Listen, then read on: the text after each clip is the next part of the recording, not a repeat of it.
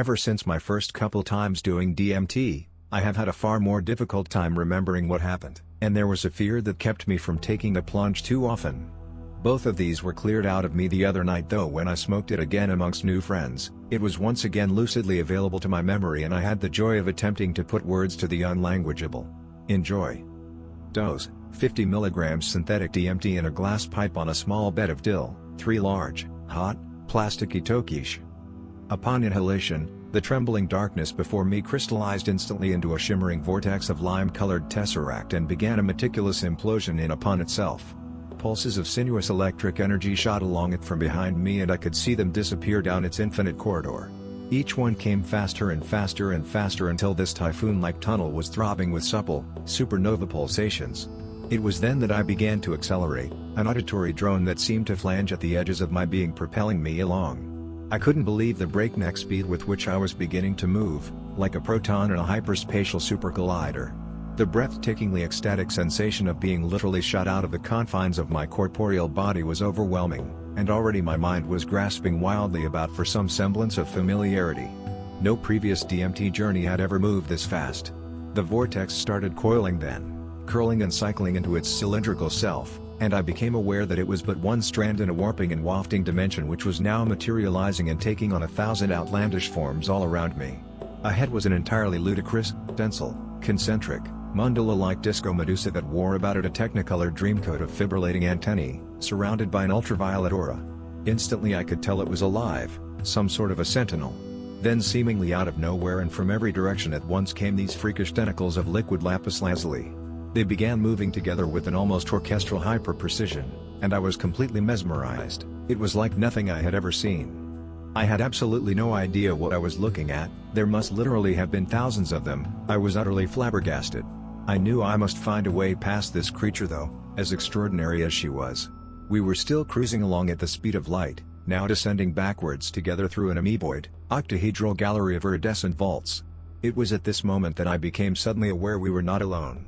The vault seemed to zoom explosively outward then, and the gallery expanded ad infinitum into a gargantuan, labyrinthine, almost interstellar space, and through every vault poured the miraculous and zany imps who make the tryptamine hyperdimension their home. The tentacles of lapis lazuli gathered these capricious, multicolored enigmas in towards the center, and became the architectonic scaffolding of their new multidimensional reality, a world which I found myself dab smack in the middle of.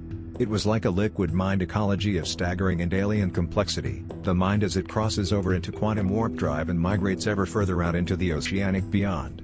At this point the glorious geometries transcended what is even vaguely feasible in this three-dimensional mundane, constantly congressing into new and variegated permutations, exfoliating out of themselves what might be called hyperspherologies of the divine, and to look anywhere was to be shot clean through with scintillating amazement. Crowding and cramming themselves into my field of vision were thousands upon thousands of beings of every imaginable sort, and many that were completely unimaginable. They were everywhere, jabbering in indecipherable tongues, juggling incandescent neon micro-worlds of dancing beings, and morphing with a zen-like, diaphanous fluidity that remains a primal miracle no matter how often you lay your all-too-human eyes on it. The primordial intelligence being manifest before me was palpable, undeniable, transcendently amazing. It shook me to my core in a more than real gleeful profundity. All I could do was sit there in divine liquid awe, my soul gaping wide open, and stare at the incalculable proportions of bizarreness and the downright weird that lay before me. It was like being entertained by the 76,000-piece orchestra of an alien civilization in whose classical music each note is not merely a musical tone, but an entire world, each just as intricate and nuancical as our own. You have a sense of being swarmed by the whimsical mastermind art forms of an extremely eccentric Boolean contortionist, a diabolical merry-go-round of linguistic Rubik's Cubes, 13th dimensional millipedes saying themselves to themselves as they make love, and impossible Gordian knots dancing the jitterbug at a lyrical light speed, a gelatinous ballet of endlessly self-juxtaposing pirouettes. You realize all at once you have arrived and are now having darshan with this gigantically insectoid, otherworldly Oz.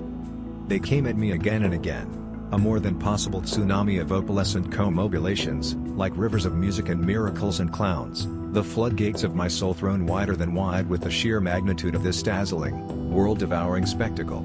It was the primal, otherworldly bewilderness of the Andalusian gardens that grow in the antipodes of the mind, the crystalline digital perplexity of its delectable ecologies spilling and dripping and pouring like liquid diamonds from my eyes. The presence of what is awesome, What is wildly and passionately and luminously alive, filled every meridian in the vast continent of my expanded being, an intensity of joy and love and life coursing like heavenly ambrosia through my electrified veins.